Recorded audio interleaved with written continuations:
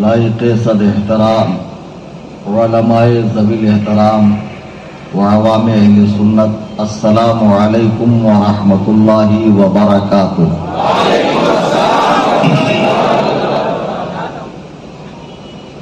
الحمد للہ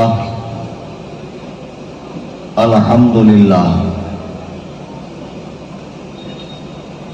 الحمد للہ القوی الرحمن والصلاة والسلام علی رسول اليمن والامان وعلى آلہ وصحبہ الذین هم کملۃ الایمان وعلى من تبعهم بإحسان وعلى إمامنا الأعظم أبي حنيفة النعمان وعلى غوثنا الأعظم خزائن العرفان وعلى معجزة الرسول الإمام أحمد رضا خان عليهم الرحمة والرضوان. أما بعد، قال الله تبارك وتعالى في القرآن المجيد: بسم الله الرحمن الرحيم، اهدنا الصراط المستقيم صراط الذين أنعمت عليهم غير المغضوب عليهم ولا الضالين. صدق الله العظيم. عن عبد الله بن عمرو بن العاص أن رسول الله صلى الله عليه وسلم قال: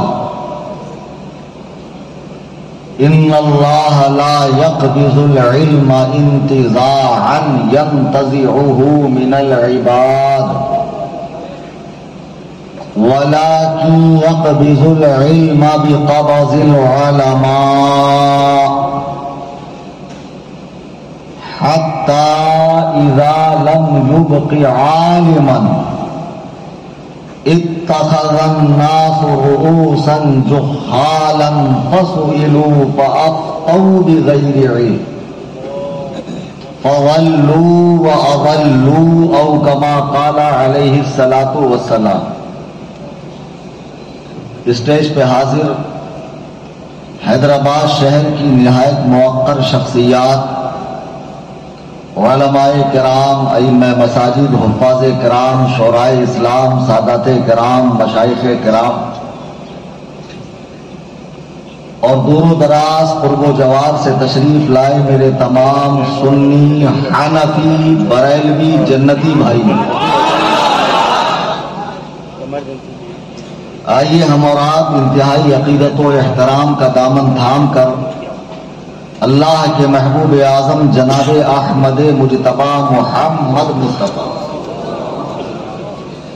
صلی اللہ علیہ وسلم کی بارگاہ میں ہدیہ درود و سلام پیش کریں. اللہم صلی علی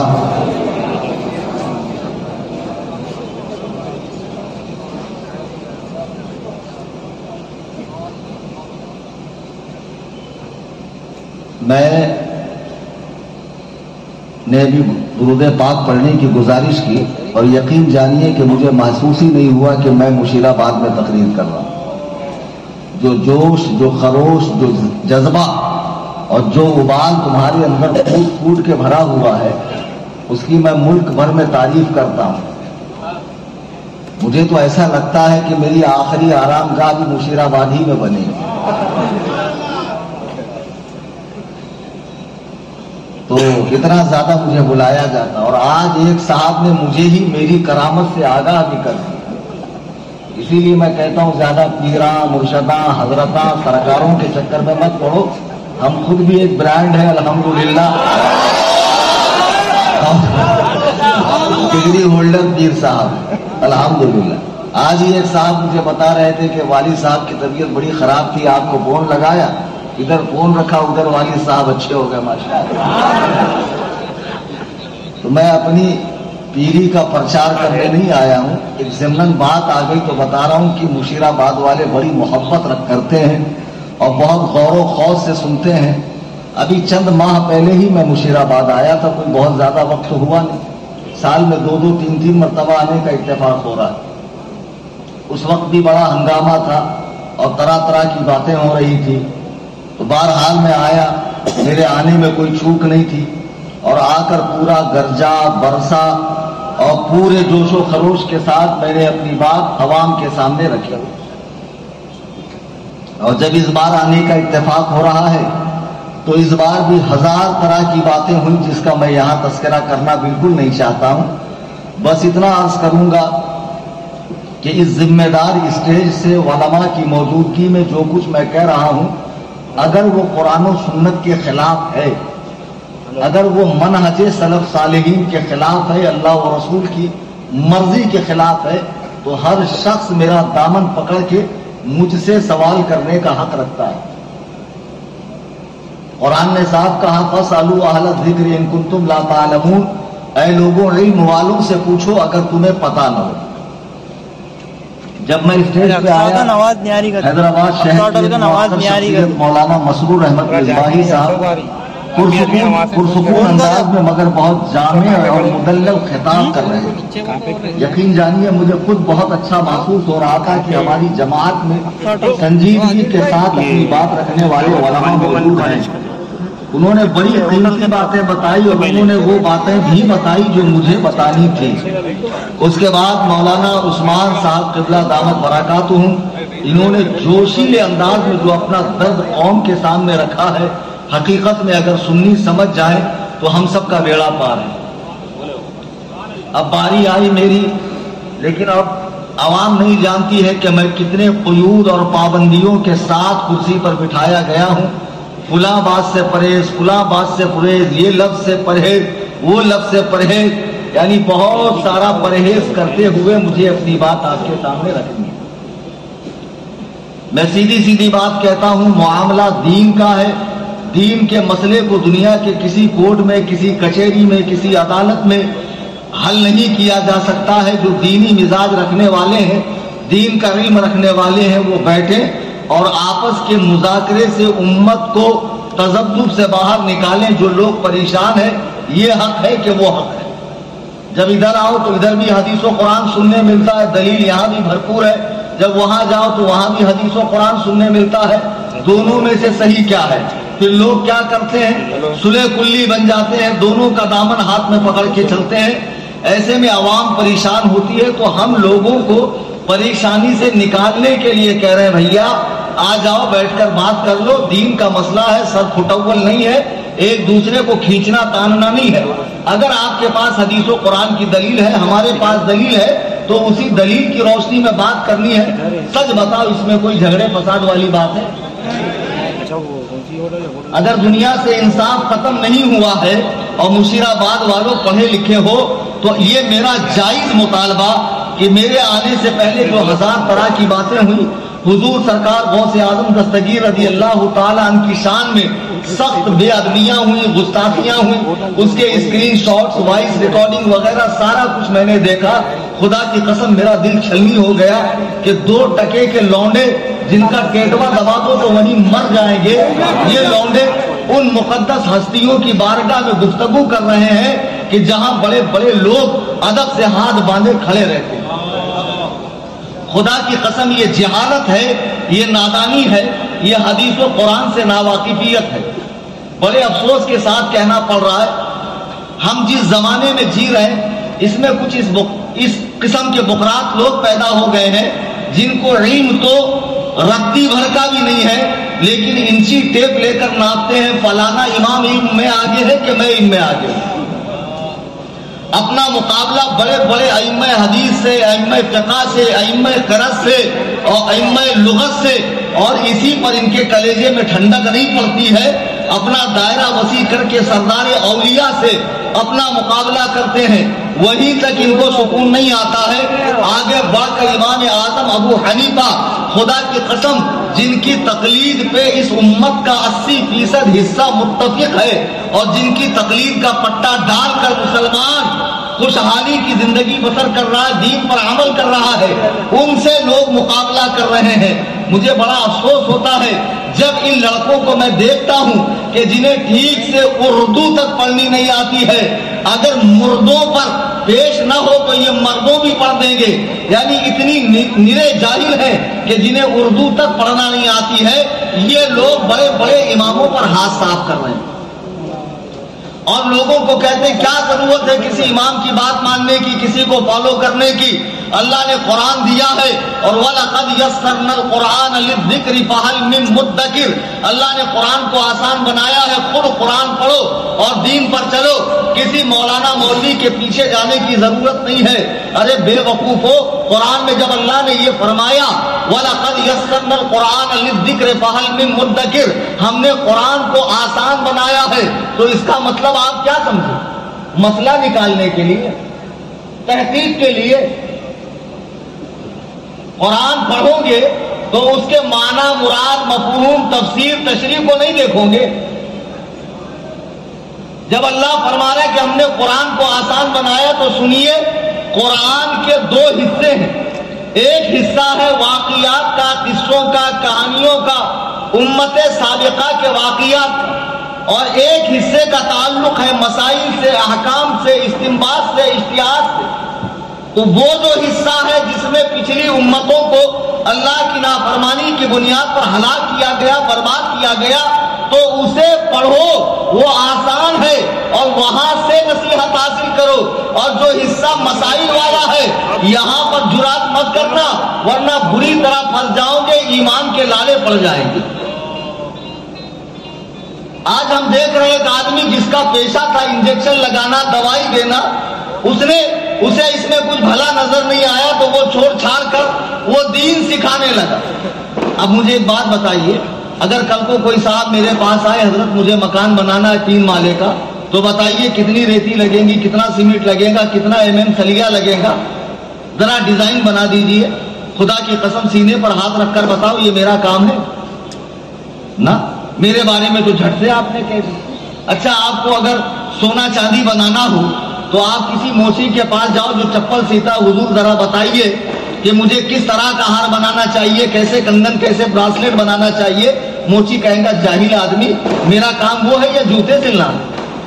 کسی درزی کے پاس جا کر آپ پائلٹ کی ٹریننگ لیجئے کہ جہاز کو اڑایا کیسے جاتا ہے۔ آپ کہیں گے مولانا کیسی بہکی باتیں کر رہے ہو، آپ کو اتنی بھی سمجھ نہیں ہے کہ جو جس فیلڈ کا ماہر ہے، جو ایکسپرٹ ہے، اسی سے رجوع کیا جائے گا۔ ہر کس و ناقص سے ہر معاملے میں رائے نہیں لی جاتی۔ جب اتنی سمجھ آپ کو ہے کہ ہر کام کے ایکسپرٹ سے رجوع کیا جاتا ہے، تو مجھے بتاؤ حدیث و قرآن کے معاملے میں کیا تم اس کے ایکسپرٹ سے رجوع نہیں کرو گے؟ کہ ہر شخص کو حق حاصل ہے کہ وہ قرآن کریم کو کھولے، پڑھے اور اپنے من سے قرآن سمجھے۔ خدا کی قسم اگر اس طرح کی آزادی دی جائے تو لوگ گمراہ ہو جائیں گے، اور لوگ گمراہ ہو گئے، لوگ گمراہ ہو گئے، لوگوں کا بیڑا غرق ہو گیا۔ میں نے قرآن کریم کی جو آیت کریمہ پڑھی ہے اسی پر گفتگو کرتا ہوں۔ اس سے پہلے میں نے مشیر آباد میں 2 گھنٹے کا خطاب کیا تھا تقلید کے عنوان سے، اور مجھے اچھے سے یاد ہے میں نے کہا تھا کہ اگر اس تقریر کو تم غور سے سن لو تو آدھے مناظر تو آج ہی بن جاؤ گے۔ تو اس دن بن گئے آدھے مناظر، ماشاءاللہ۔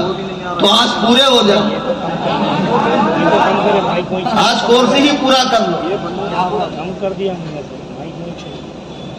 میں نے جو آیت کریمہ پڑھی، جو لوگ کہتے ہیں دین میں کسی کی پیروی نہیں، کسی کی تقلید نہیں، کالج کا پڑھنے والا لونڈا، پینٹ شرٹ پہننے والا لونڈا جس کو نفل پڑھنا بھاری ہے، دعا مانگنا بھاری ہے، 20 رکعت تراویح جس کے خبیث نفس پر بھاری ہے، وہ لونڈا بڑے بڑے اماموں کی غلطیاں نکالتا ہے۔ زمانہ تو دیکھو، اللہ کے نبی فرماتے ہیں کہ میری امت میں ایک ایسا زمانہ آئے گا کہ چھوٹے لوگ اپنے بزرگوں پر طعن کریں گے، وَلَعْنَ آخِرُ هَٰذِهِ الْأُمَّةِ أَفْضَلَهَا فَارْتَقِبُوا، کہ امت کے ٹچے لوگ بڑے بڑے لوگوں پر بھونکیں گے۔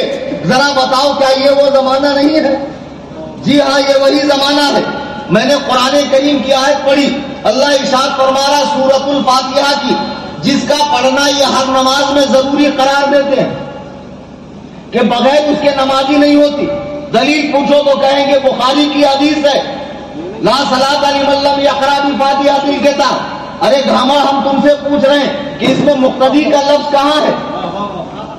محدثین سمجھ رہے ہیں کہ یہ حدیث منفرد اور امام کے بارے میں ہے. اب تو اگر مقتدی گھسیڑ رہا ہے تو تجھے حدیث میں مقتدی کا لفظ دکھانا پڑے گا کہ نہیں پڑے گا؟ یہی وجہ. اب جب قرآن کہہ رہا ہے کہ جب قرآن پڑھا جائے تو خاموش ہو جاؤ تاکہ تم پر رحم کیا جائے. ایک طرف قرآن کا فرمان ہے کہ جب قرآن پڑھا جائے تو چپ رہو، اور یہ آیت نماز میں قرآن پڑھنے کے بارے میں ہے. اور ایک طرف حدیث ہے کہ بغیر سورہ فاتحہ کی نماز نہیں ہوتی. تو اب تم عام لوگوں سے کہو گے کہ کارپوریٹر صاحب آپ اپنا الیکشن کا کام دام چھوڑو اور یہ لوگ بخاری شریف اور یہ لوگ کتاب اللہ اور دونوں پڑھ کر ہمیں سمجھاؤ. وہ کہیں گے نہیں بھیا، یہ میرا کام نہیں، یہ عالم کا کام ہے. جب حدیث و قرآن میں ظاہری ٹکراؤ ہو تو اس ٹکراؤ کو کون دور کرے گا؟ اسلام 360 کہ عمران برادر صاحب، کہ جمائی صاحب، کہ بلیغ الدین صاحب، کون دور کرے گا؟ خدا کی قسم، حدیث و قرآن کی گہرائی اور گہرائی اور رسول اللہ کی مراد اور اللہ کی مراد کو سمجھنا ہر کس و ناقص کے بس کا کام نہیں ہے. اس کے جو ایکسپرٹ پیدا کیے گئے انہوں نے سمجھا اور سمجھ کر حدیث و قرآن سے مسائل نکال کر کتابیں لکھ کر دنیا سے تشریف لے گئے. اب پوری امت انہی 4 اماموں میں سے کسی ایک امام کو فالو کرتی آئی ہے. یہ حیدرآباد کی سرزمین ہے. ایمانداری سے بتانا یہاں اسلام کب سے ہے؟ اور خدا کی قسم جب سے یہاں اسلام ہے تب سے یہاں حنفیت ہے یا نہیں ہے؟ یہ بات ایسی نہیں ہے جس میں خاموش رہا جائے. اس کو تائید کرنا پڑے گا آپ کو تاکہ ان تچھے لوگوں کو جواب ملے جو 150 سال کے اندر ابھی پیدا ہوئے ہیں. حیدرآباد میں جتنی مسجدیں ہیں سب میں 20 رکعت تراویح ہوتی ہے یا نہیں ہوتی ہے؟ امام اعظم کے فقہ کے مطابق نماز ہوتی ہے یا نہیں ہوتی ہے؟ آج اہل حق پیدا ہو گئے مشیر آباد کے گلی کوچوں کے اندر، جنہوں نے ایک آفس کھول کر وہیں پر حدیث قرآن کو خود سے پڑھنا شروع کیا. اب یہ لوگ کہہ رہے ہیں اوریجنل دین ہمارے پاس ہے. ابے بے وقوف، دین اوپر سے نیچے آ رہا ہے کہ نیچے سے اوپر جا رہا ہے. جب سے حیدرآباد میں اسلام آیا، جب سے تلنگانہ میں اسلام آیا، خود تمہارے امام و پیشوا نواب صدیق حسن خان بھوپالی اپنی کتاب ترجمان وہابیہ میں لکھتے ہیں کہ صاحبوں، جب سے ہندوستان میں اسلام آیا تب سے یہاں پر مذہب حنفی کے ماننے والے صوفیاء، علماء، مشائخ اور بادشاہان آئے ہیں. اب ایک موٹا سا سوال میں آپ کو کرتا ہوں. ہندوستان میں ایک کتاب لکھی گئی جسے 500 علماء نے مل کر لکھا. آپ جانتے ہیں اس کا نام کیا ہے؟ پبلک بتائیں.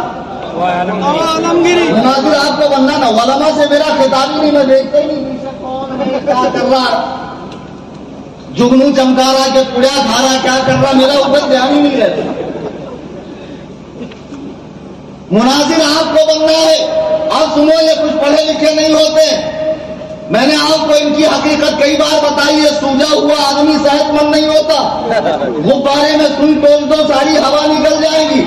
یہ جتنے فضیلت الشیخ حفظہ اللہ ہم نے سعودی میں نہیں دیکھا. اچھا ایک بات بتاؤ، اللہ نے جو آدم سے حضور تک نبی بھیجے ان میں کسی نبی کا نام سعودیہ ہے کیا؟ اللہ نے جتنی کتابیں آسمان سے اتاری ان میں سے کسی کتاب کا نام سعودیہ ہے کیا؟ جو فقہ کے 4 مذاہب ہیں ان میں سے کسی ایک مذہب کا نام سعودیہ ہے. اب ایک گدہ الذی خردماغ بیدار کے ادم چغل گھامل اقبس الناس نطفہ ناطقی خالد البشر والآدمیہ والانسانیہ مجہول مطلق ذیل مرکب. سعودیہ تیرے لیے دلیل ہے، ہمارے لیے محمد الرسول اللہ دلیل ہے. اور کہتا نہیں آپ حنفی ہیں، محمدی نہیں ہے. کتنا پیار سے، کتنا محبت سے، سر پہ ہاتھ پھیر کے، پیٹھ پہ ہاتھ پھیر کے، پیٹ میں کا پانی نہیں ہلن دیتا. آفس میں لا کے بٹھاتا، چائے پیش کرتا، کافی پیش کرتا، انہیں بھی سوچتا ہو یار اماں میرے سے کیلے منگائے 1 درجن تو گنتے برابر لایا کہ نہیں لایا، انہیں کتنا پیار دے رہا میرے کو، کتنے محبت سے میا سے بٹھا رہا میرے کو، کتنا آرس چاو کر رہا میرا. لیکن اعلیٰ حضرت فرماتے ہیں یہ جو تجھ کو بلاتا ہے ٹھگ ہے مار ہی رکھے گا.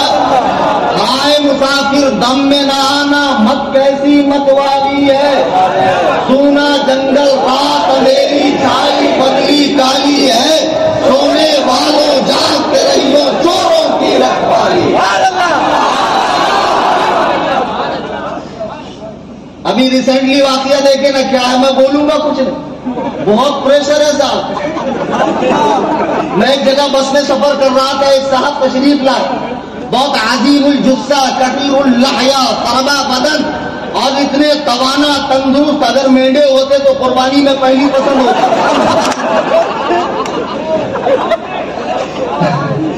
آئے بولے آپ کہ اس میں گری کیا ہے؟ میں نے کہا وہ اس میں گری نہیں ہوتا، اس میں گرانی ہوتا. کیا بات ہے؟ بیٹھ گئے بازو میں، بولے کہاں جا رہے مولانا؟ میں نے کہا اڑیسہ جا رہا. بولے کیوں؟ تو میں نے فون میں اشتہار نکال کر دکھایا، میں نے کہا یہ جشن غوث الورا یہی جا رہا ہوں. تو بولے اس میں آپ کیا بیان کریں گے؟ تو میں نے کہا میں اس میں بیان کروں گا اولیاء کا وسیلہ لینا، ان کی دعائی دینا، اللہ کی بارگاہ میں تقرب حاصل کرنے کے لیے انہیں دور و نزدیک سے پکارنا، اس پر میں دلیل دوں گا. ان کی رگے خباثت پھڑک گئی، منہ سے بات کم جھاگ زیادہ نکل رہی. بولے مولانا وہ کیا ہے جو نہیں ملتا خدا سے، جسے تم مانگتے ہو غوث الورا سے؟ اب ایک بار بولے بات چپ بیٹھنا ہے کہ نہیں؟ اندر جو بخراتی کا کیڑا ہے وہ چین سے کہاں بیٹھنے دیتا، وہ گاہے بگاہے نکلتا رہتا، ٹھسکی مارتا رہتا. بولے مولانا وہ کیا ہے جو نہیں ملتا خدا سے، جسے تم مانگتے ہو غوث الورا سے؟ ہم نے کہا مولوی صاحب وہ چندہ ہے جو نہیں ملتا خدا سے، جسے تم مانگتے ہو سعودیہ سے.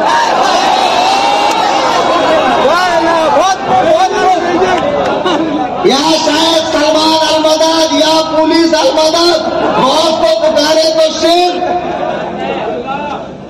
لیکن اپنی باری آئی تو سب کے پیر پکڑ لو، سب کو پکار لو شاہد. بہرحال میں آج یہ کر رہا تھا کہ اب یہ جو بڑی محبت سے بلا کر آپ کو بٹھاتا آفس کے اندر، میرے بھائی ارے وہ بنیاد الطالبین کا حوالہ دیتے کہ غوث اعظم کی آپ پوری نگرانی کرتے ماشاء اللہ.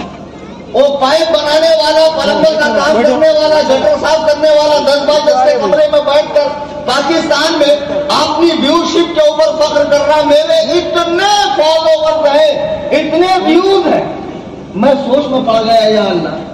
بنگلور میں مناظرہ ہوا تھا تو وہ 3 مالے کی ٹوپی والا کیا لے کے آیا تھا، اور کبھی پلمبر صاحب ہمارے سامنے آئے تو کیا سلور بٹن لاتے.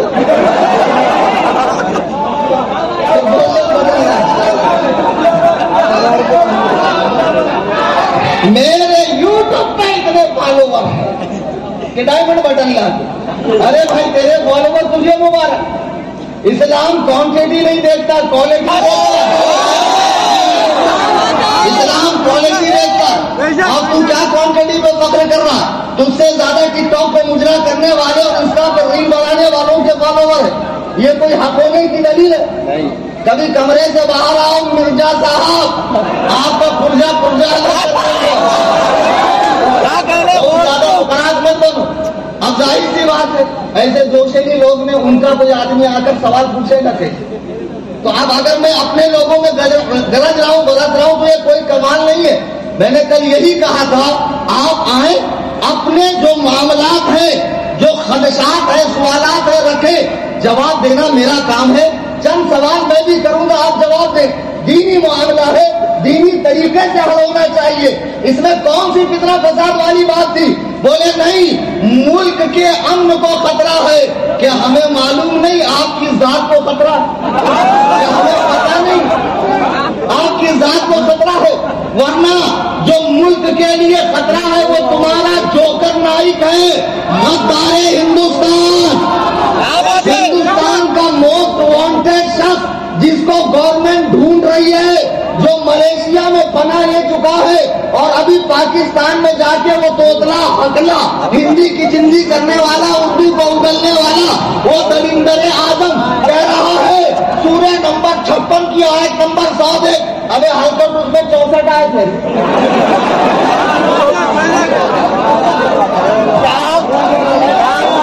ایسے پناہی لوگ آئے بولے بات عام اپنا وہ صدقنا دماغ کو تالا مار کے سمندر میں جاتی دیکھتے. اماموں کے قول کو تو ویریفائی کرتے، چیک کرتے حدیث قرآن میں ہے کہ نہیں ہے. وہ توتلے کا بولے لا چیک نہیں کرتے.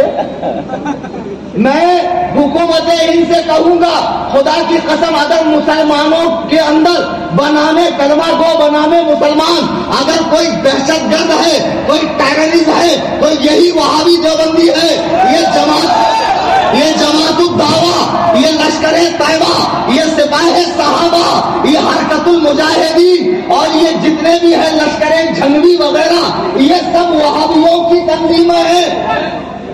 اور خود ہی کہہ رہا بولے ہم نے بولا پولیس والوں کو کہ وہ درگاہ والے ہم نہیں. جی ہاں ہم درگاہ والے تو درگاہ والا.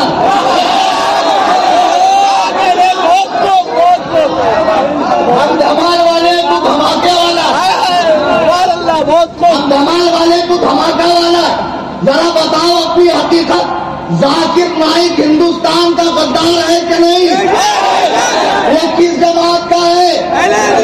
میں حکومت تلنگانہ سے حکومت ہند سے کہوں گا کہ پاکستان سے اسے بلائے، اس لیے کہ جب بنگلہ دیش میں بم کانڈ ہوا تھا تو وہاں کے دہشت گردوں نے باقاعدہ اپنا تعلق ذاکر نائک سے بتایا تھا. اب مجھے بتاؤ جس کا کوئی ذریعہ معاش نہیں ہے وہ 9 کروڑ کے کیمرے افورڈ کرتا ہے اور اپنی سبھا کو دنیا بھر کے چینلز کے اوپر دکھاتا ہے. حکومت ہند کو چاہیے کہ اس کے ذرائع آمدنی کے اوپر تحقیق کرے. بے شک 100% جانے سے پہلے ذرا اپنا دامن دیکھ لیتے کہ کتنا گند سے بھرا ہوا ہے. بعد میں ہمارے حوالے سے جاتے. عزیزان گرامی وقار، آج کے اس جلسے کا میں نے عنوان یہی رکھا تھا کہ جو لڑکے ناواقفی سے حدیث و قرآن کو خود سے پڑھ رہے ہیں، بڑوں کا دامن چھوڑے بنا وہ گمراہیت کے دلدل میں جا رہے ہیں. اور اسی کے بارے میں نے کہا تھا بھائی اگر کوئی دلیل آپ کے پاس ہے تو مجھے آ کر دکھا دو، میں بھی دکھاتا ہوں. کہہ رہے ہیں کہ بھائی آپ بڑے پیر کی 11ویں کرتے ہیں تو بڑے پیر کو رفع دین کرتے تھے کہ نہیں کرتے؟ پکی بات نا؟ ماشاءاللہ. جی تو آپ کیوں نہیں کرتے ہو؟ آپ ان کے مرید ہو.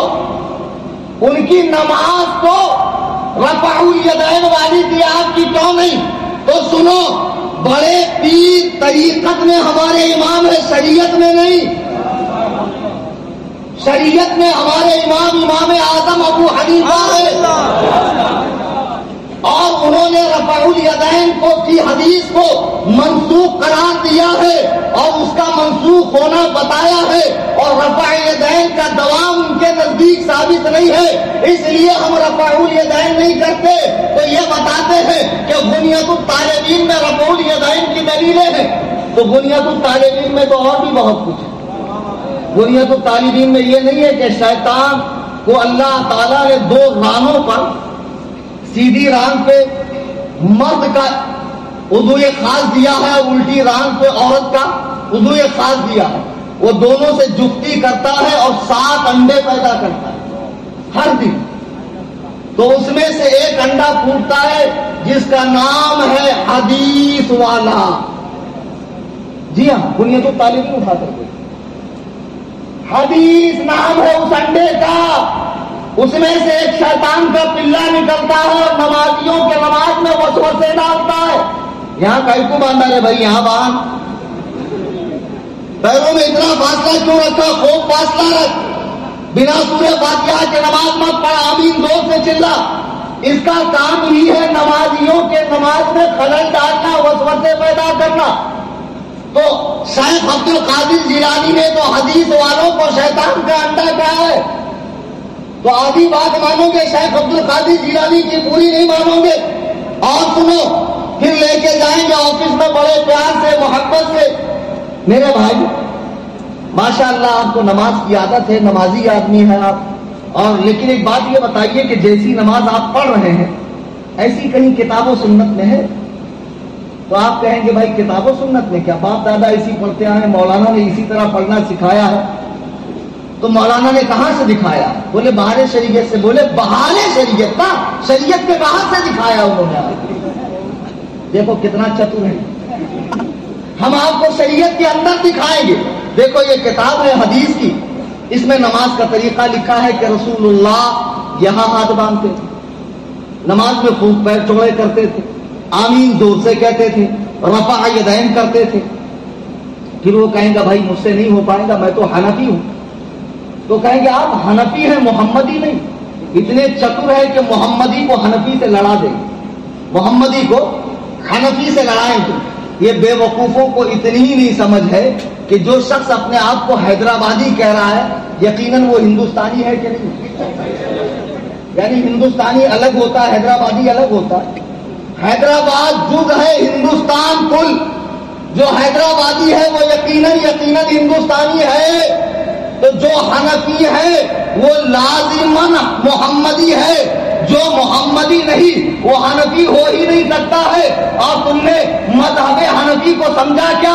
میں نے پچھلی بار بھی بتایا تھا، آج وضاحت سے بتا دوں۔ اللہ کے حبیب علیہ السلام پر جو قرآن کریم رب نے نازل فرمایا اور دین دیا، حضور نے صحابہ کو سکھایا۔ صحابہ تمام کے تمام ایک جیسے علم والے نہیں تھے، ان میں کچھ اصحاب فتوا تھے، فتوا دینے والے، اور کچھ بڑے صحابہ سے پوچھ کر دین پر چلنے والے تھے۔ زیادہ علم رکھنے والے صحابہ میں ایک عبداللہ ابن مسعود ہیں، جنہوں نے حضور سے دین لیا اور لینے کے بعد کوفہ آئے۔ مس مت کرنا ایک لفظ بھی، انشاءاللہ بعد مناظر بنیں گے۔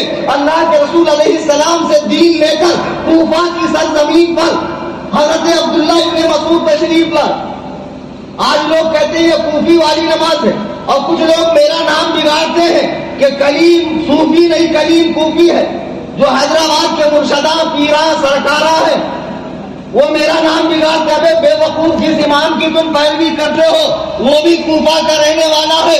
کوفہ وہ شہر ہے جس کی بنیاد حضرت عمر فاروق کے حکم پر ہجری 17 میں حضرت سعد بن ابی وقاص نے رکھی تھی۔ کوفہ وہ شہر ہے جہاں پر اللہ کے رسول علیہ السلام کے 1500 صحابہ تشریف لائے۔ حضرت ابو بکر نے، اللہ کے رسول نے مدینے میں مثال فرمایا جیسے ایک شخص نے مسجد کا کام شروع کیا، ابھی ایک دیوار اٹھائی تھی، انتقال ہو گیا، آگے کا کام اس کا بیٹا کرتا ہے، اگر کام رہ جائے یہ بھی انتقال کرے، آگے کا کام اس کا بیٹا کرتا ہے۔ اللہ کے رسول نے مدینے میں مثال فرمایا تو اس کار نبوت کو، حضور کے منصب رسالت کا جو کام تھا، تبلیغ کی دین کی، اس کو آگے بڑھانے کے لیے حضرت ابو بکر صدیق اٹھے، انہوں نے مدینے میں مثال فرمایا تو وہاں حضرت عمر فاروق اٹھے، انہوں نے مدینے میں مثال فرمایا تو وہاں حضرت عثمان مسلمانوں کے خلیفہ بنے، اور ان کے مثال کے بعد مولائے کائنات خلیفہ بن کر کوفہ آتے ہیں۔ اور جب آپ نے کوفہ میں مثال فرمایا تو ضروری تھا کہ حضور کے اس دین کو آگے بڑھانے کے لیے جہاں آخری خلیفہ نے وفات پائی ہو وہیں سے کسی امام کو اٹھایا جائے، تو اللہ نے امام اعظم ابو حنیفہ نعمان ابن ثابت کو کوفہ میں پیدا فرمایا ہے۔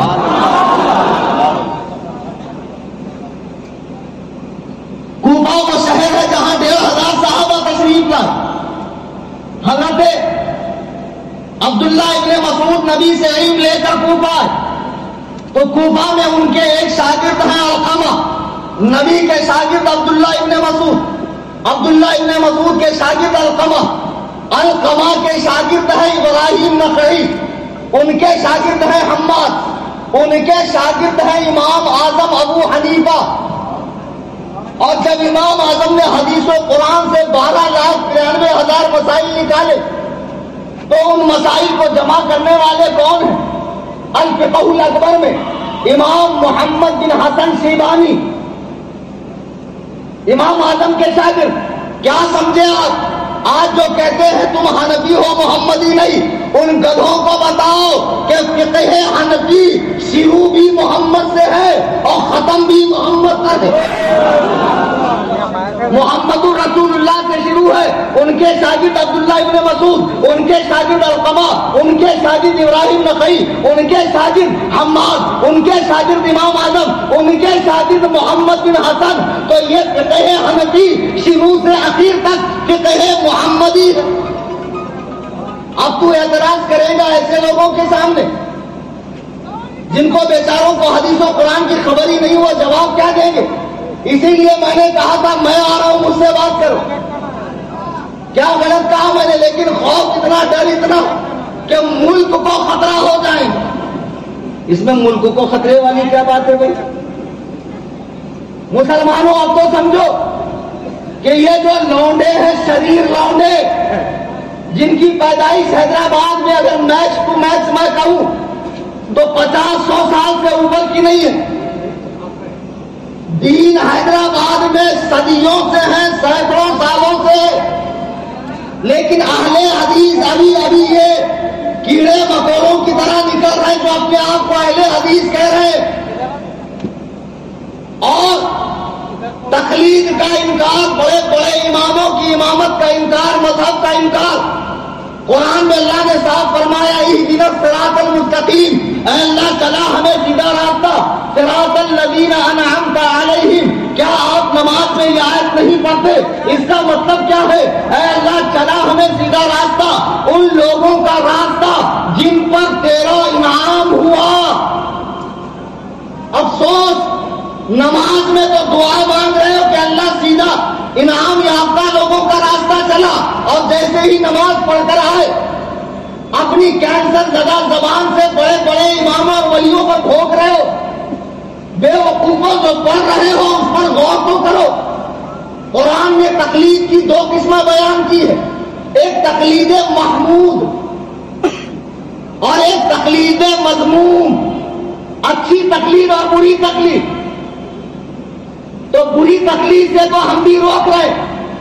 کیا مولانا عثمان نے کہا نہیں کہ صرف نسبتیں مت دیکھو، جبہ کھبا اور کپڑوں کا کلر مت دیکھو، تسبیح کے دانے مت دیکھو. اگر بارگاہ رسالت میں، بارگاہ صحابہ و اہل بیت میں صحیح ہے تو ایسے کے دامن کو تھامو ورنہ چھوڑ دو. تو بروں کے پیچھے چلنے سے تو ہم بھی روک رہے. قرآن نے کہا اہدنا الصراط المستقیم، اے اللہ چلا ہمیں سیدھا راستہ، صراط الذین انعمت علیہم، ان کا راستہ جن پر تیرا انعام ہوا. کیا اس آیت سے بڑوں کے پیچھے چلنا ثابت نہیں ہو رہا؟ پیچھے والوں اس مسئلے میں کوئی اختلاف ہے آپ کا؟ کیا اس آیت کریمہ سے اماموں کی تقلید ثابت نہیں ہو رہی ہے؟ اب ایک صاحب کہیں گے ہم نے مان لیا، اور ایک صاحب نے کہا بھی، لیکن بولے اس میں کہاں لکھا امام ابو حنیفہ کے پیچھے چلو؟ ان کا نام آیا ہے. تو میں نے کہا بابو نام نہیں آیا، لیکن امت کے بڑے حصے نے جن کو اپنا امام مانا ہے، اجماع ہو گیا، مان لو. بولے ایسے کیسے مان لو، مجھے قرآن میں نام دکھا دو. میں نے کہا شادی ہوئی؟ بولے جی ہاں الحمدللہ شادی ہوئی، 4 بچے ہیں. میں نے کہا تیری عورت کا نام قرآن میں آیا ہے؟ تم جورو کا نام قرآن میں آیا، اس سے شادی کر. بولے ویسا کیسا؟ قرآن میں صرف نکاح کا حکم ہے، اب جورو تو مجھے چننا ہے. تو قرآن میں نکاح کا حکم ہے، جورو چننا تیرے ماں باپ کا کام ہے. اتنا برابر سمجھتا. قرآن میں ہے اطیعوا اللہ و اطیعوا الرسول و اولی الامر منکم، اللہ رسول کو فالو کرو اور علماء کو فالو کرو. عبداللہ ابن عباس فرماتے وہ اولی الامر منکم سے مراد علماء ہے، بادشاہ نہیں ہے. علماء ہے علماء، اور بادشاہ بھی علماء کے تابع ہوتے ہیں، علماء سے پوچھ کر وہ سیاست کریں گے. اب قرآن نے کہا امر والوں کی، علم والوں کی اطاعت کرو. اب قرآن نام لیتے بیٹھے گا. تو اب امت نے 4 علم والوں کو چن لیا، الیکشن بھی ہو گیا، سلیکشن بھی ہو گیا. الیکشن بھی ہو گیا، سلیکشن بھی ہو گیا، اور بڑی تعداد نے امام اعظم کو مانا. یہ امت کا اجماع ہے اور اجماع کو ماننا پڑے گا.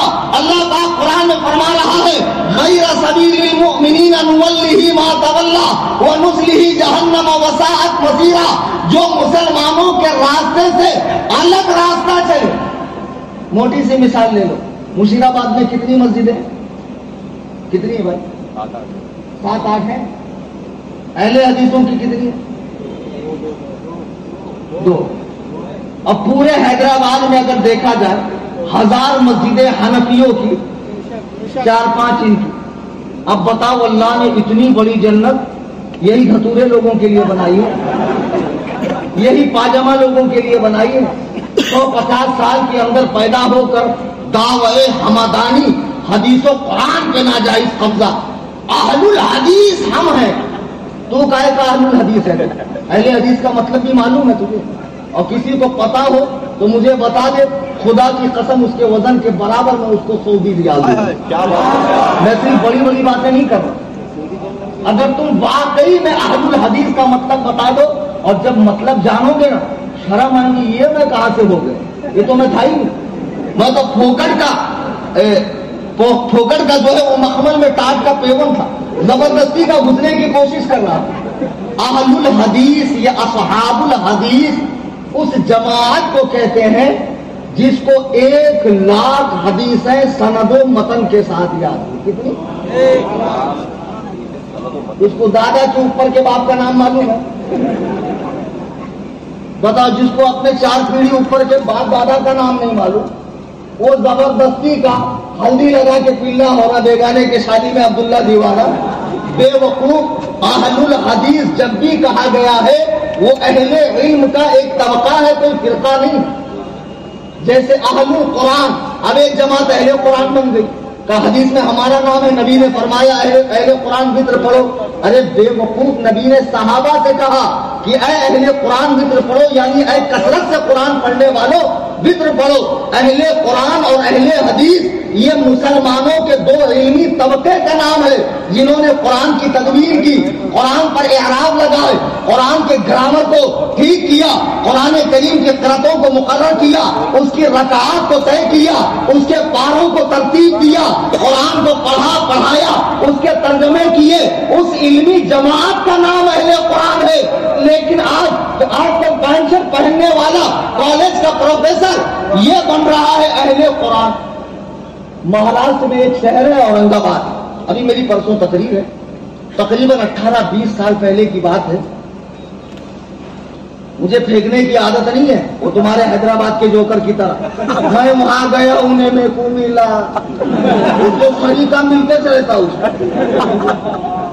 سری کا کوئی نہ کوئی ملتا. کچھ کیا تو بھی اٹکا تو بولے میں نے پیپسی پیا تو برگر کھایا تو پیزا کھایا.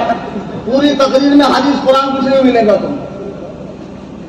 اب جو واقعہ مولانا منصور علی خان رحمۃ اللہ علیہ نے 50 سال پہلے بتایا، وہ جوکر اب اپنے نام سے جوڑا. بتاؤ کیسے کیسے دھتورے لوگ ہیں یار.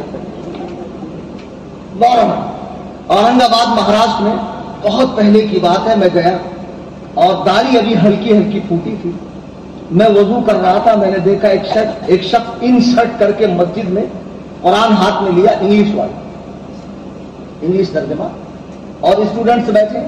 میں نے سب مولویوں کے چکر میں نہیں پڑھنے کا، ایسا فالتو لوگ ہیں، یہ الجھاتے ہیں، یہ چاہتے ہیں کہ تم انہی کے پیچھے رہو، ڈائریکٹ حدیث قرآن پڑھو گے تو ان کے نذرانے شکرانے سب بند ہو جائیں. ڈائریکٹ حدیث قرآن پڑھو، دین کو سمجھو. اب مجھے رہا نہیں گیا، میں اندر گیا اور میں نے کہا پروفیسر صاحب میں آپ سے ایک سوال کرنا چاہتا ہوں. بولے کیجیے. میں نے کہا یہ بتائیے آپ کی زبان کون سی؟ بولے اردو. تو میں نے کہا ایک شعر میں پڑھ رہا ہوں، اس کا مطلب بتائیے. شعر ہے نقش فریادی ہے کس کی شوق یہ تحریر کا، کاغذی ہے پیرہن ہر طے کرے تصویر کا. تو پروفیسر صاحب چکرا گئے. غالب کا اردو میں شعر ہے نا بھائی. الطاف حسین حالی نے 1800 صفحے کی شرح لکھی ہے اس شعر کے اوپر، لیکن آخر میں یہی لکھا کہ میں بھی نہیں سمجھ پایا غالب کہنا کیا چاہتا. اب پروفیسر صاحب کو کاٹو تو خون نہیں. تو میں نے کہا پروفیسر صاحب آپ کی زبان اردو، غالب کا شعر اردو میں، یہ آپ سمجھ نہیں پا رہے ہو. قرآن کریم جو آپ کی زبان میں نہیں ہے، یہ اللہ تبارک جنتیوں کی زبان ہے، عربی زبان ہے، اللہ نے لوح محفوظ سے اتارا ہے. یہ اتنا آسان ہے کہ تم میں کا ہر شخص پڑھے اور سمجھے. خدا کی قسم اسی طرح دھاندلی کر کر کے آسان کر کر کے دین کو امت کو اپنے طرف کھینچا جا رہا ہے، ڈسکاؤنٹ دیا جا رہا ہے اور لوگ ڈسکاؤنٹ کے چکر میں بھاگ رہے ہیں۔ 3 طلاق دے کے عورت کو پچھتا رہا، اب کیا کروں، یا تو کہیں کوئی گنجائش نہیں ہے، وہاں پر فتوا نکل گیا کہ 3 طلاق دینے کے بعد بھی بیوی نکاح میں باقی رہتی ہے۔ ایسے ڈسکاؤنٹ دینے کے بعد تراویح 20 رکعت کون پڑھتا بیٹھے، 8 رکعت میں آپ کو جنت مل رہی ہے، تو لوگ یہ ڈسکاؤنٹ دیکھ کر بھاگ رہے ہیں۔ نفل پڑھنے کی ضرورت نہیں ہے، سنتیں پڑھنے کی ضرورت نہیں ہے، دعا مانگنے کی ضرورت نہیں ہے، ڈریسنگ کی کوئی پابندی نہیں ہے، ٹوپی کی کوئی پابندی نہیں ہے، ان شرط کر کے نماز پڑھ سکتے ہیں غرض کے، اور ساتھ میں دل نہ لگے تو خواتین کو بھی لے کر آؤ۔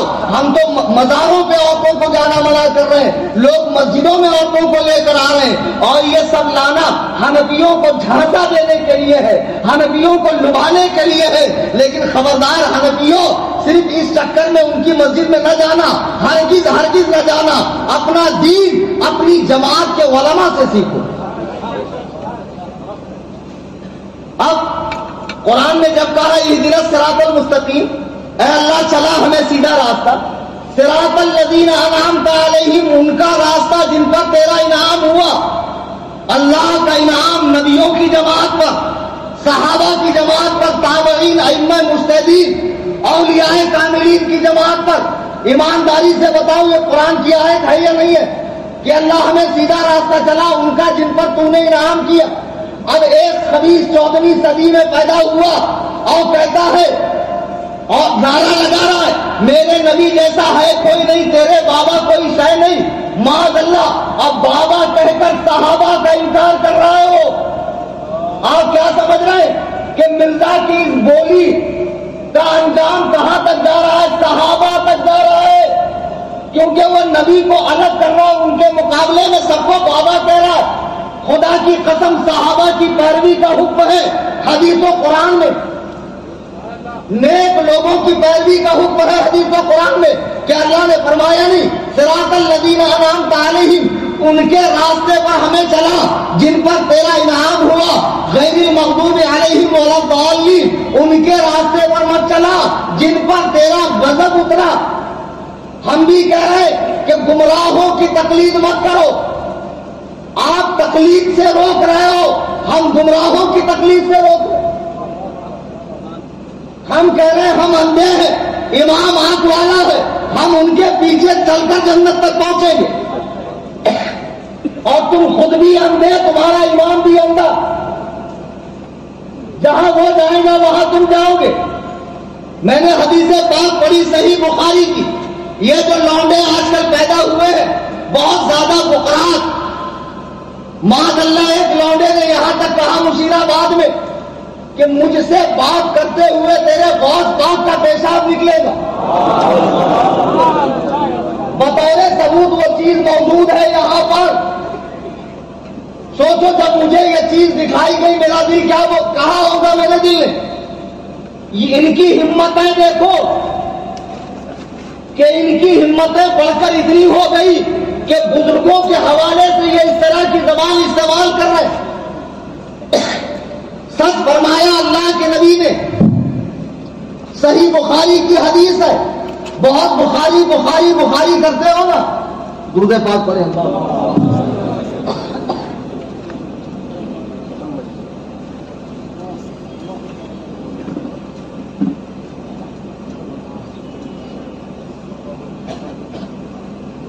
اللہ کے نبی فرماتے ہیں صحیح حدیث ہے اور 16 آنے صحیح حدیث، عبداللہ ابن عمرو ابن عاص۔ اب ایک بھامڑ مجھ سے مناظرہ کرنے آیا، جلدی کی بات ہے، تو آنے کے بعد کہتا ہے وہ فلاں کتاب نکالیے اس کے اندر حدیث ہے، میں نے نکال دی۔ اب اس کو پڑھے نہیں آیا، عمرو کے آگے واو آتا ہے، عربی میں آتا ہے نا مولانا عثمان صاحب، اب یہ پڑھ رہا امرو پڑھوں کہ عمرو پڑھوں کہ پڑھوں کیا؟ تو مجھے بولتا ہے یہ کیا ہے ذرا بتانا۔ میں نے کہا دیکھ، جس کے امام کا تو انکار کر رہا ہے اس کے مقلد سے پوچھ رہا ہے کہ یہ کیا؟ عربی پڑھنی نہیں آتی ہے، ذرا لاؤ ان کو میرے سامنے۔ ایسا دھوتو بیٹے پیدا ہونے کو رونا ہے گا، میں کئی کچھ پیدا ہوں۔ दलिंदर मनहूस खबीस, मुंह देख तेरा जरा, हराम खोर को देखे तो 3 टाइम का खाना नहीं मिलता, और बड़े बड़े इमामों के बारे में ये जबान चला रहा है। देखो अल्लाह के नबी फरमाते हैं, हजरत अब्दुल्लाह इब्ने अम्र इब्ने आस जब अरबी में उमर के आगे वाव आए तो उसको अम्र पढ़ते हैं। क्या पढ़ते हैं? हाँ, समझे? सीख लो, पढ़ना तो आता नहीं, चले मुनाजरा करने के लिए। हजरत अब्दुल्लाह इब्ने अम्र इब्ने आस कहते हैं, अल्लाह के नबी ने फरमाया कि कयामत के करीब अल्लाह ताला ऐसा नहीं करेगा कि इल्म को सीनों से खींच ले, यानी रात में कोई आलिम सोया हो सुबह जाहिल उठेगा, ऐसा नहीं। अल्लाह ताला कयामत से करीब सीनों से इल्म को नहीं खींचेगा, बल्कि हुजूर फरमाते हैं, इन्नल्लाह ला यक़बिज़ुल इल्म इंतिज़ाअन यंतज़िउहु मिनल इबाद, बल्कि उलमा उठा लिए जाएंगे, हदीसों कुरान के जानकार उठाए जाएंगे, क्योंकि जमाना बनावट का है, तसन्नो का है, दिखावे का है, डुप्लीकेट का जमाना है बहुत कुछ। तो हुजूर फरमाते हैं अल्लाह ताला कयामत से करीब सीने से इल्म को नहीं निकालेगा, बल्कि उलमा को उठा लेगा। वलाकिन यक़बिज़ुल इल्म बिक़ब्ज़िल उलमा, अल्लाह ताला उलमा को दुनिया से उठाएगा। हत्ता इज़ा लम युबक़ि आलिमन, और जब कोई आलिम नहीं बचेगा तो क्या होगा?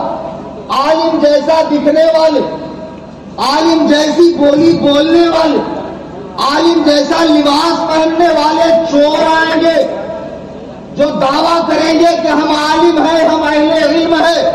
इत्तख़ज़न नास रुऊसन जुहाल, हुजूर फरमाते हैं कि लोग जाहिलों को अपना पेशवा बनाएंगे। जी हाँ, जाहिलों को पेशवा बनाएंगे। खुदा की कसम, ये वही जमाना है कि जब जाहिल मसनदे इरशाद पर बैठे हुए हैं और कुरान और सुन्नत का इल्म रखने वाले, उसकी गहराई और गिराई को जानने वाले खामोशी से एक जगह बैठे हुए हैं, और ये जरा सा छटाक भर का पानी उछल रहा है समंदर के मुकाबले में, इसे महसूस होता है मेरे पास बहुत हदीस है, और कहता है तुम जिस इमाम को मानते हो वो तो 3 ही हदीस जानते थे। अबे शुक्र माना, तेरे हिसाब से मेरा इमाम 3 हदीस जानता था। अरे वो 3 हदीस जानता था तो 13 सदियों तक तुम पैदा नहीं हुए, 14वीं सदी में अंग्रेज के दौर में पैदा हुए। अगर मेरा इमाम 4 हदीस जानता तो कयामत तक अंडे से बाहर ही नहीं आते, अंडे से बाहर ही नहीं आते कयामत तक। और हकीकत में ये अंग्रेजी दौर की पैदावार है। ईमानदारी से बताओ, जब हिंदुस्तान में 500 उलमा ने मिलकर एक किताब लिखी, फतावा आलमगीर, तो उसके खिलाफ कितने लोगों ने किताब लिखी थी उस जमाने में? 100 के मत सुनना, अगर मिस करोगे तो कैसे मुनाजिर बनोगे? गौस पाक का मुर्गा भी खाओ और मुर्गे की तरह इस्मार भी बनो। आपको मालूम है ना, एक मुर्गा था, और मुर्गा तो अल्हम्दुलिल्लाह सुन्नियों की किस्मत में है, और मुर्गा बांग देता है, दरख्त पे चढ़ा जोर जोर से बांग दे रहा है, सामने से जामिया सल्फिया से पड़ी हुई फजीलतुल शेख साहिबा लोमड़ी मोहतरमा तशरीफ लाई। जब देखा लाल बुन मुर्गा है तो मुंह में पानी आ रहा, क्या करना? कैसा इसको नीचे बुलाना, सलाम वालेकुम वालेकुम अस्सलाम। बोले हुजूर क्या कर रहे हैं ऊपर? अब मुर्गे ने बोल दिया अजान दे रहा हूं। तो बोले हुजूर अजान तो हो गई माशाल्लाह, नीचे तशरीफ लाइए, बाजमात नमाज पढ़ ले। वो गौसे आदम का मुर्गा था, वो आदमियों में हुआ नहीं।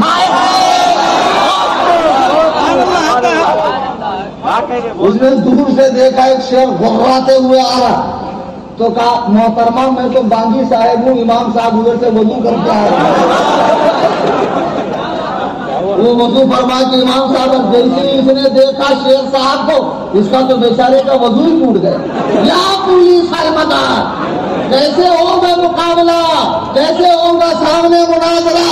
बहरहाल मैं अब ये कर रहा था कि अल्लाह के नबी अलैहिस्सलाम फरमाते हैं क़ुर्बे क़यामत जाहिल लोग पेशवा होंगे, जब उलमा उठा लिए जाएंगे और लोग इनसे मसले पूछेंगे, बल्लू व अबल्लू, یہ خود گمراہ ہوں گے اور لوگوں کو گمراہ کریں گے.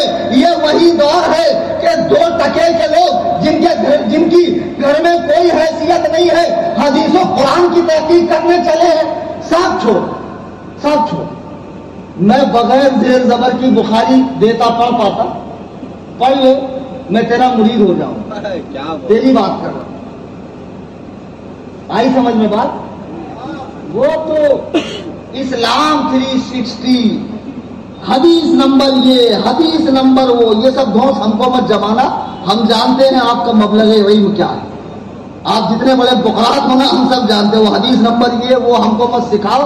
بیٹے 18 سال ہم نے مدرسے میں پڑھا ہے اور خود 10 سال سے حدیث پڑھا رہے نہ جانے کتنوں کو ہم نے شیخ الحدیث بنا دیا. ہم کو حدیث بتاؤ گے تم. تو سنو جب ہندوستان میں فتاوی عالمگیری کتاب لکھی گئی بادشاہ اورنگزیب کے حکم سے کتنے علماء نے لکھی؟ 500. تو اس کے وہ کون سے فقہ کی کتاب ہے؟ فقہ حنفی کا انسائکلوپیڈیا ہے فتاوی عالمگیری. اور دنیا بھر کی اسلامی عدالتوں میں رکھی جاتی ہے. اور اس کا ایک نام اور بھی ہے. بولو. فتاوی ہندیہ. فتاوی ہندیہ اسی کا نام. فتاوی عالمگیری کا. ایک صاحب مجھ سے مناظرہ کرنے آئے تھے. بولے مجھے فتاوی عالمگیری میں تو یہ مسئلہ نہیں ملا البتہ فتاوی ہندیہ میں ملا. ارے قدم الذی دونوں کا ایک ہی نام ہے. بتاؤ ایسے ایسے گھامر لوگ مناظرہ کریں گے. تو جب یہ کتاب لکھی گئی فقہ حنفی کی تو اس دور میں کوئی غیر مقلد تھا جس نے اس کتاب کے رد میں ایک چھوٹا سا رسالہ لکھا. کہتے حدیث قرآن کافی ہے. اللہ نے 2 ہاتھ دیے, ایک سے حدیث پکڑو ایک سے قرآن. 2 کان دیے, ایک سے حدیث سنو ایک سے قرآن. 2 آنکھیں دیے, ایک سے حدیث دیکھو ایک سے قرآن.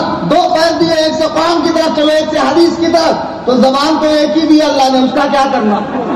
اماموں پہ بھونکنے کے لیے دی ہے. تو اب بتاؤ جب فتاوی عالمگیری لکھی گئی ہندوستان میں 300-350 سال پہلے, اس وقت بھی ان کا وجود نہیں تھا. فقہ حنفی پہ بھونکنے والے انگریز کے دور میں انگریز سے ان کو نام ملا 3 دسمبر کو. مولانا حسین بٹالوی کی محنتوں کوششوں سے جب انہوں نے جہاد کو منسوخ قرار دیا, انگریز سے لڑنا حرام قرار دیا, تب بھیک کے طور پر ان یتیم العقلوں کو, ان بے نام لوگوں کو جن کو کبھی فراری, کبھی فسادی, کبھی وہابی, کبھی باغی, کبھی تاغی کہا جاتا تھا, کبھی مفسد کہا جاتا تھا, تو ملکہ وکٹوریہ کی گولڈن جبلی کے موقع پر حسین بٹالوی نے بڑی منتیں سماجت کی. اے پیاری اماں, اے میڈم محترمہ, ہمیں کچھ نہ کچھ نام دے دیجیے. تب جا کر نام ملا اہل حدیث. بے شک نہیں سمجھ میں آئے.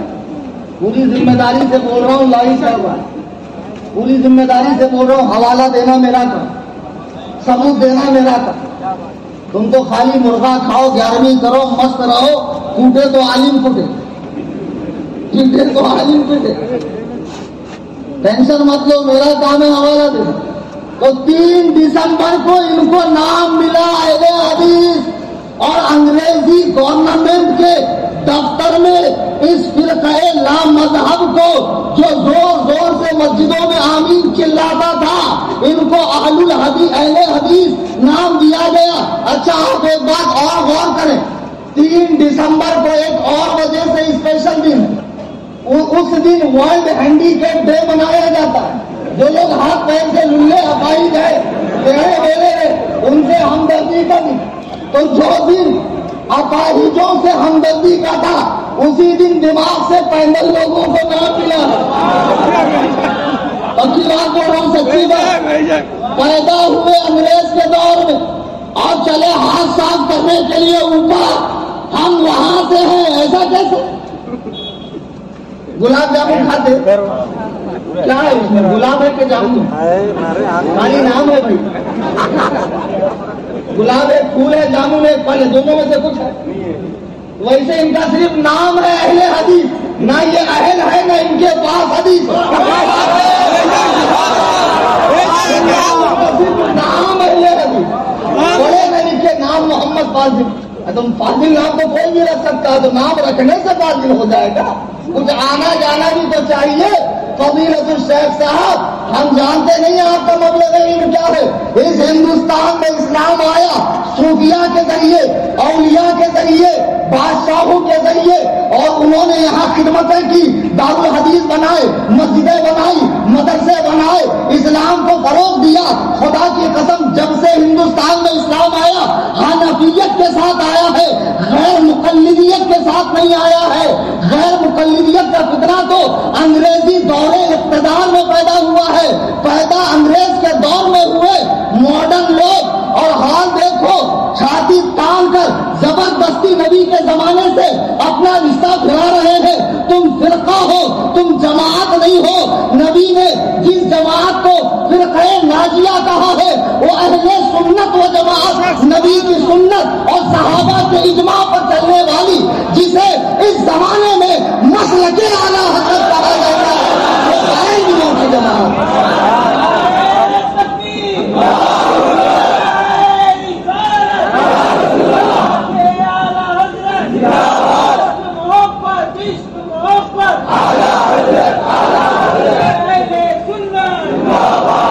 حق جماعت, حق جماعت, اہل سنت والجماعت, حق جماعت, حق جماعت, اہل سنت والجماعت. عزیزان محترم, باتیں تو بہت ہے کرنے کے لیے, لیکن دیکھو اللہ کے نبی نے صاف فرمایا آخری زمانے میں جاہل لوگ پیشوا ہوں گے. جب جاہل پیشوا ہوں گے تو لوگ ان سے مسائل بھی پوچھیں گے اور وہ گمراہ لوگ جواب بھی دیں گے. تم کس کس کو فالو کرو گے یار؟ دیکھو آسٹریلیا میں جاوید غامدی بیٹھا ہوا ہے, کتنا بڑا جاہل شخص ہے, حدیث کے حجت ہونے کا انکار کرتا ہے کہ دین میں حدیث کی کوئی حیثیت نہیں. نبی نے فرمایا کہ اکیلی عورت کعبے کا طواف نہیں کر سکتی, بغیر محرم کے جا نہیں سکتی, سفر نہیں کر سکتی. یہ نبی نے فرمایا نا. وہ کہتا ہے یہ اس دور کی بات ہے, آج سفر بہت آسان ہے, عورت اکیلے حج اور عمرہ کے لیے جا سکتی. صاف صاف نبی کی شریعت کو بدلا جا رہا ہے. یہ جوکر نائک جیسے لوگ, ڈاکٹر اسرار جیسے لوگ, مرزا انجینئر جیسے لوگ, یہ عمران برادر جیسے لوگ, یہ فیض احمد جیسے لوگ, یہ جمائی اور یہ ایسے لوگ جو جن کی یہ فیلڈ نہیں ہے لیکن ماتھا کوڑی کر کے قرآن و حدیث کے مقابلے میں اپنی رائے دے رہے ہیں.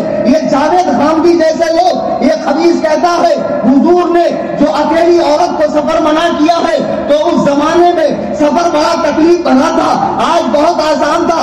ڈائریکٹ ممبئی سے بیٹھے جدہ پہنچ گئے تو اکیلی عورت حج پر جا سکتی ہے. اب ایک بے وقوف سن لے, اللہ کے رسول نے جسے حرام فرما دیا, جسے حلال فرما دیا, جسے جائز فرما دیا, جسے ناجائز فرما دیا, قیامت کی صبح تک کوئی مائی کا لال ایسا نہیں ہے جو نبی کے حرام کہے ہوئے کو حلال کہہ دے, نبی کے جائز کہے ہوئے کو ناجائز کہہ دے, نبی کے حلال کیے ہوئے کو حرام کہہ دے.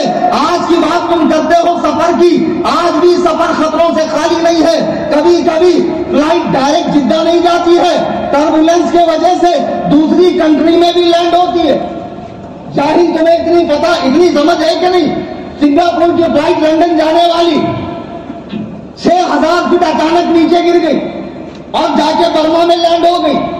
اگر اس میں جاوید غامدی کے فتوے کو فالو کر کے کوئی اکیلی عورت جسے لندن جانا تھا برما میں اتر گئی, اب کیا کرے؟ میں خود ہانگ کانگ سے بامبے آ رہا ہوں تو مجھے 6 گھنٹے میں بامبے پہنچنا ہے, لیکن ٹربولینس کی وجہ سے میں گجرات چلا گیا. یہ حقیقت میں واقعہ میرے ساتھ پیش آیا. تو نبی نے جو فرما دیا ہے وہ غیر مبدل ہے, اس میں کوئی تبدیلی نہیں ہو سکتی ہے. ایسے جاہل قسم کے لوگ پیدا ہوتے رہیں گے. اب اس نے تو ایک اور فتویٰ دے دیا جاوید غامدی کرونا کے ٹائم پر, کتنا دین کو آسان کر رہے ہیں لوگ, اور لوگوں کو بھی ڈسکاؤنٹ اچھا لگتا ہے, بہت ڈسکاؤنٹ مل رہا ہوں. بولے ایک امام ہو بڑے شہر میں, اس کے اوپر سب کیمرے لگائے جائیں اور لوگ اپنے گھر میں اس کو فالو کر کے نماز پڑھیں, آن لائن نماز. دیکھ رہے ہیں کیسی زیادتی ہے شریعت. اچھا اس کے بھی ماننے والے, سب کے ماننے والے رہتے ہیں, سب کے رہتے ماننے والے. اب بتاؤ ایک امام امامت کر رہا بامبے میں، پورے انڈیا میں لوگ اس کو فالو کر رہے ہیں، اچانک اس نے غلط پڑھا تو ایک ساتھ کتنے لوگ ٹوکیں گے؟ اس کا بھیجا نہیں پھٹے گا اتنے لوگوں کو سن کے، اور اچانک لائٹ گئی تو باقی کا کیا کرنا؟ کیا منحوسیت ہے یار، کیا تماشا ہے دین، کیسے کیسے جعلی لوگ ہیں، خدا کی قسم یہ وہی۔ اچھا جاوید غامدی بھی اہل حدیث، مرزا پلمبر بھی اہل حدیث۔ لوگ کیا کرتے ہیں معلوم، میں آپ کو بتاتا ہوں، سنیت سے نکل کے جماعت میں جاتے ہیں، ارے بہت ہے بھائی یہاں پہ کتنے تو بھی عیدہ آئے، کتنے بڑے بڑے راتا ہے، کتنے عروس ہے، کتنا یہ ہے کتنا وہ ہے، وہاں ویسا کچھ نہیں، بہت آسان دین۔ پھر جماعت میں جاتے، جماعت میں گئے بعد پھر ان کو اہل حدیث پکڑتے، بولتے تھے فضول اعمال میں کتنی گڑبڑ ہے، کیسی کیسی باتیں لکھی ہے حدیث و قرآن سے ٹکرانے والی، تو وہاں بھی وہ مطمئن نہیں ہوتا، اہل حدیث بنتا۔ تو آپ کیا سمجھتے ہیں اہل حدیث بن کے اس کا سفر ختم ہوتا؟ نہیں، آگے پرموشن ہوتی، اس کی خدا کی قسم وہ قادیانی ہو جاتا، یا منکر حدیث ہوتا ہے، چکرالوی ہوتا ہے، نیچی ہوتا ہے۔ یہ میرا تجربہ ہے۔ جاوید غامدی کون ہے؟ پوری حدیث کا انکار کرتا ہے۔ عبداللہ چکرالوی کون ہے؟ جس نے حدیث کا انکار کیا۔ یہ سب اہل حدیث ہے۔ اور سب سے بڑی بات، مرزا غلام احمد قادیانی کون تھا؟ بنداز بولو، حوالہ میں دے رہا ہوں، کون تھا؟ کافر تو ہے یار، کس جماعت سے تھا؟ اہل حدیث تھا، اہل حدیث۔ ہاں، میاں نذیر حسین دہلوی جو جماعت اہل حدیث کے امام و پیشوا ہے، اس کا شاگرد ہے مرزا غلام احمد قادیانی۔ تو یہ کہتے ہیں آؤ اماموں کے فرقوں سے نکل کر ایک جماعت بن جاؤ۔ ابے تیرے جماعت میں ہر آدمی ایک فرقہ ہے، غلط بول رہا ہوں؟ ارے ہاں تو بھی بولو، نہیں تو بھی بولو۔ تیری جماعت میں ہر آدمی ایک فرقہ ہے۔ ان میں کتنے فرقے معلوم؟ ابھی ریسنٹلی 127 تو میں نے گنا، غرباء اہل حدیث، جمعیت اہل حدیث، سلفی اہل حدیث، یہ اہل حدیث، وہ اہل حدیث، ستائی اہل حدیث، غفاری اہل حدیث، سناولی اہل حدیث، زئی اہل حدیث، مرزا پلمبر والے اہل حدیث، غامدی اہل حدیث۔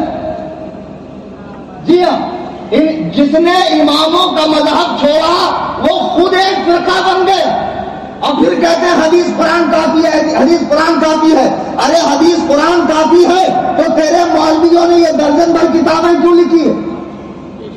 فتاوی علماء اہل حدیث، فتاوی ستائیہ، اور یہ فتاوے وہ فتاوے، فتاوی ثنائیہ۔ جب حدیث قرآن کافی ہے تو تیرے مولویوں نے کتابیں لکھی کیوں؟ سنیوں اچھے سے سمجھ لو کہ جس آزادی کے چکر میں اور حدیث قرآن پہ عمل کرنے کے چکر میں آپ جا رہے ہیں، وہاں سراسر گمراہیت ہے اور لوٹ کے آنا مشکل ہے۔ اس لیے سختی کے ساتھ اہل سنت کے مذہب پہ ڈٹ جاؤ۔ سبحان اللہ۔ جینا اسی پر، مرنا اسی پر، اور یہی فرقہ ناجیہ ہے۔ اور مولانا عثمان صاحب نے بھی بڑا اچھا پیغام دیا کہ حیدرآباد کے پیر صاحبہ، ارے بولو سبحان اللہ، یہ بھی ماشاءاللہ بہت حدیث جاننے لگ گئے آج کل پیر لوگ بھی۔ بولے ابو ہریرہ سے زیادہ روایت کیوں، حضرت علی سے کم کیوں ہے؟ اس کا مطلب یہ ہے کہ وہ حضرت علی سے لیتے تھے، تو حضرت علی سے بھی کم حضرت ابوبکر صدیق سے روایت ہے۔ اگر بے وقوف، روایت حدیث زیادہ ہونا زیادہ مرتبے کی دلیل تھوڑی ہے۔ ابو ہریرہ کے پاس کچھ کام ہی نہیں تھا سوائے نبی کے پاس بیٹھنا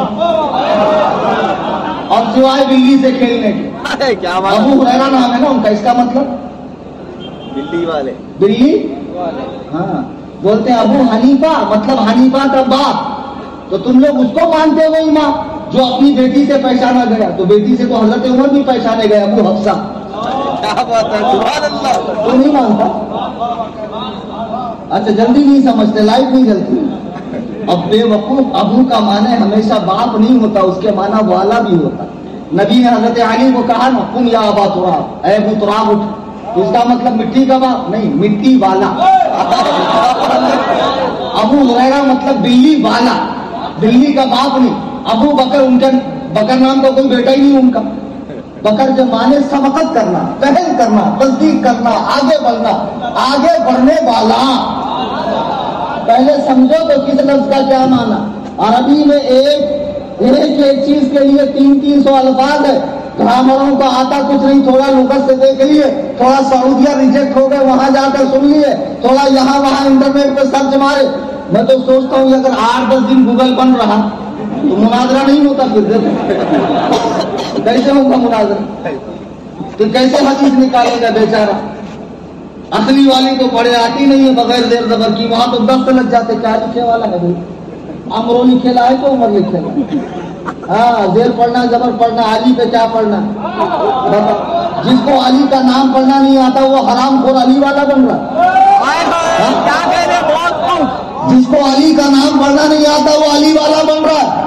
اور ایسے ہی ایک جھوٹے مولائی جو مولائے کائنات کی طرف اپنی نسبت کر کے صحابہ پر بھونک رہے, خاص طور سے حضرت امیر معاویہ پر, کہتے ہیں معاویہ نام کا معنی بڑا برا ہے. میری ایک بات سمجھ میں نہیں آتی, ایمانداری سے بتانا حیدرآباد والوں جتنا مجمع یہاں بیٹھا, حضور علیہ الصلوۃ والسلام کے ہاتھ پر حضرت امیر معاویہ نے اسلام قبول کیا نا. ٹھیک ہے, تم ان کا اسلام نہیں مانتے اور ہمیں تم سے کوئی غرض نہیں, مگر یہ تو مانتے ہو نا کہ امیر معاویہ نے نبی کا زمانہ پایا, اور تم خود کہتے وہ طلقاء میں سے ہے, فتح مکہ کے بعد اسلام لائے. مطلب نبی کو دیکھا نا, نبی سے ملے نا. تو حضور کی ایک عادت کریمہ تھی, صحیح بخاری کی حدیث ہے کہ حضور برے ناموں کو بدل کر اچھا نام رکھتے. ایک عورت سرکار کے پاس آئی جس کا نام آسیہ تھا, تو اللہ کے نبی نے اس کا نام بدلا, فرمایا انتی جمیلہ, تو خوبصورت ہے. حضور کی عادت کریمہ تھی برے نام کو بدل کر اچھا نام رکھنے کی. اگر معاویہ نام برا ہے, اگر معاویہ نام برا ہے, اور حیدرآباد کے حرام اور مرشدوں, پیروں, سانڈوں, مریدوں کے مال پہ پلنے والوں, سیاسی نیتاؤں سے سانس گانٹ کرنے والوں, دنیا بنانے والوں, جب امیر معاویہ ہجری 6 میں اللہ کے نبی کی بارگاہ میں صلح حدیبیہ کے موقع پر اسلام لانے کی غرض سے آئے تو نبی نے معاویہ کا نام بدلا کیوں نہیں؟ سنو, اگر کسی ایک لفظ کا معنی برا ہو اور کئی معنی اچھے ہو تب بھی اسے بدلنے کی حاجت نہیں ہے. اچھے لوگ اچھا معنی کرتے ہیں, اچھے لوگ بے شک اچھا معنی کرتے. معاویہ کا مطلب ہے لومڑی کا بچہ, میں بھی مانتا ہوں, لیکن یہ تو ایک معنی ہے نا. 8-10 معنی میں بتاؤں پیر صاحب, ایسا کیسا؟ حیدرآباد آئے اور مرشدوں کو ڈوز نہیں دیے, کھانا کیسا ہضم ہو؟ کیا بات ہے, ان کے ساتھ وہ بھی تھے. نہیں ہونا پروگرام, کیوں نہیں ہونا؟ دوا کڑوی ہے لیکن اسی سے بھائی تجھے صحت ملے گی. بات کڑوی ہے, گھر کی نہیں, حدیث قرآن کی ہے. معاویہ کا معنی اگر تم کو لومڑی کا بچہ نظر آتا ہے تو معاویہ کا معنی عربی لغات اٹھا کر دیکھو, پنجہ لڑانے والا, بہادر, مقابلہ کرنے والا, کندھے کے برابر مہرانے والا. اور علامہ منظور افریقی فرماتے ہیں معاویہ لسان العرب کتاب کا نام ہے, سرچ کرو نیٹ پر. فرماتے ہیں معاویہ اس ستارے کا نام ہے جب آسمان کی وسعتوں میں رات اپنی زلفوں کو پھیلاتی ہے, اور جب رات کی رخصتی کا وقت ہوتا ہے وہ اپنی زلفوں کو سمیٹنے لگتی ہے تو ایک ستارہ چمکتا ہے. صبح کے وقت جب کتے زور زور سے بھونکتے ہیں اس ستارے کا نام معاویہ ہے.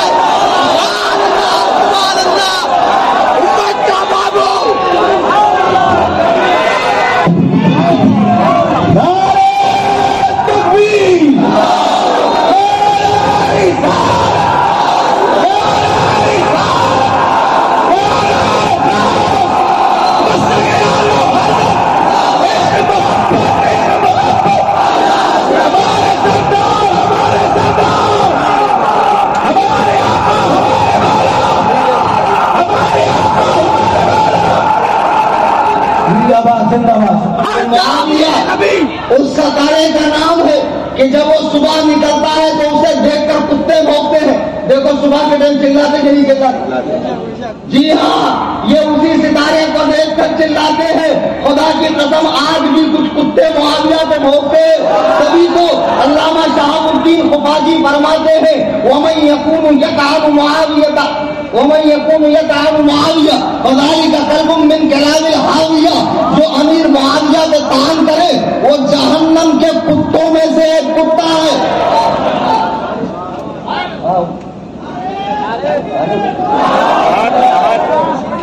آپ ادھر ہی رہو،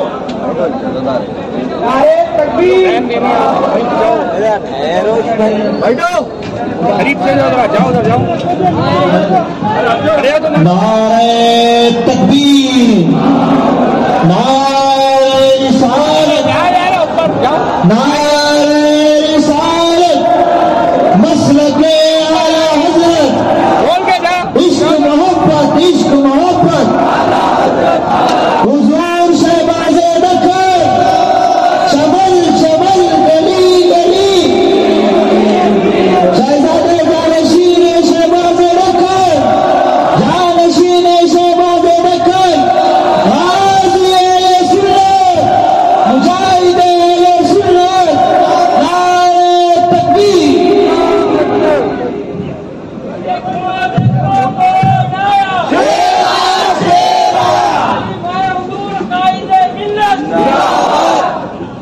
ہم جبھی شہباز دکن، ہم جبھی شہباز دکن، حضور شہباز دکن۔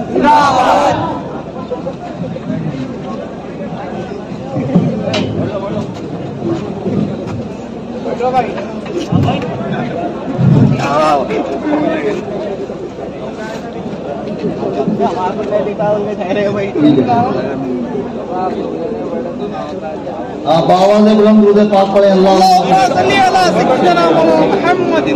تو میں کیا عرض کر رہا تھا، تجھ سے لوگ دو کوڑی کے لوگ جن کی کوئی حیثیت اوقات نہیں ہے، حدیث و قرآن پڑھنا نہیں آتا، عربی زبان پر عبور نہیں ہے، مدرسے میں داخلہ نہیں ہوا، باپ دادا کی گدی مل گئی، میراث میں آئی ہے انہیں مسند ارشاد، زاغوں کے تصرف میں عقابوں کا نشیرنا، القاب بڑے بڑے، ہمیں یہ ہمیں وہ، ہمیں آلے فلاں، ہمیں فلاں فلاں کی اولاد، ہم نہ پوچھنا، ہم نہ پوجنا، ہم نہ دینا، ہمارے جیبا بننا، ہماری اولادوں کے کھانے کا انتظام کرنا۔ کیسا دلیندر پیر ہے؟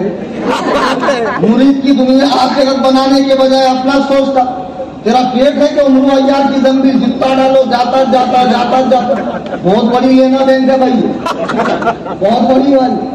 تو پیر صاحب کیا فرماتے؟ بولے معاویہ نام کا مطلب لومڑی کا بچہ۔ اب میں نے آپ کو معاویہ کے کتنے معنی بتائے؟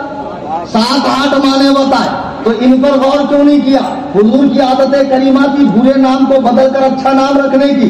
جیسے سرکار مدینے میں آئے تو مدینے کا نام یثرب تھا اور لوگ بیمار بہت ہوتے تھے، سرکار نے بدل کر اس کا نام مدینہ رکھا۔ علامہ عبدالحق محدث دہلوی فرماتے ہیں اگر کوئی مدینے کو یثرب کہے تو اسے کفارے کے طور پر 10 مرتبہ مدینہ کہنا پڑے گا، اپنے اسلامی بھائیوں کی طرح مدینہ مدینہ مدینہ مدینہ 10 مرتبہ کہنا پڑے گا۔ اب دیکھو سرکار نے شہر کا نام بدلا یا نہیں بدلا؟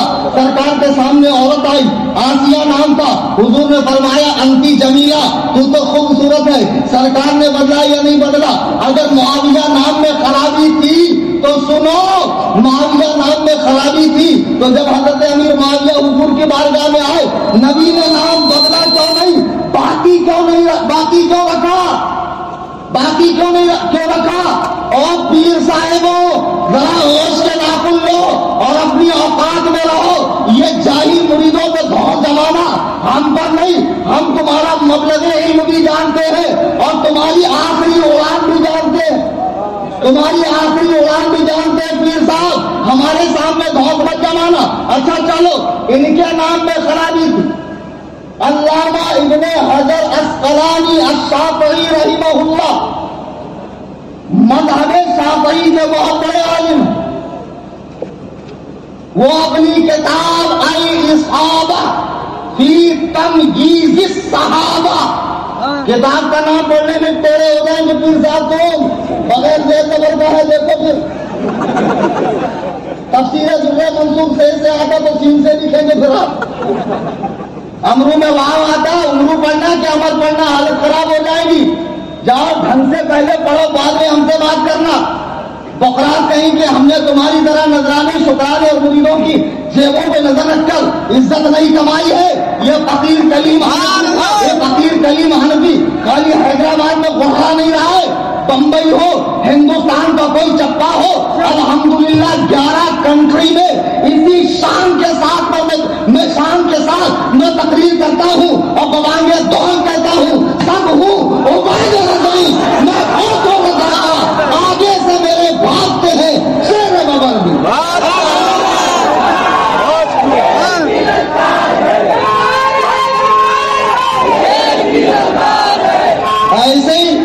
ایسے بمبئی والوں نے نہیں کہا, تاج الشریعہ نے شیر پالا کلیم حنفی بمبئی والا. ارے بہانے سے ایڈورٹائز کر رہا ہوں یار, نہیں سمجھ رہے.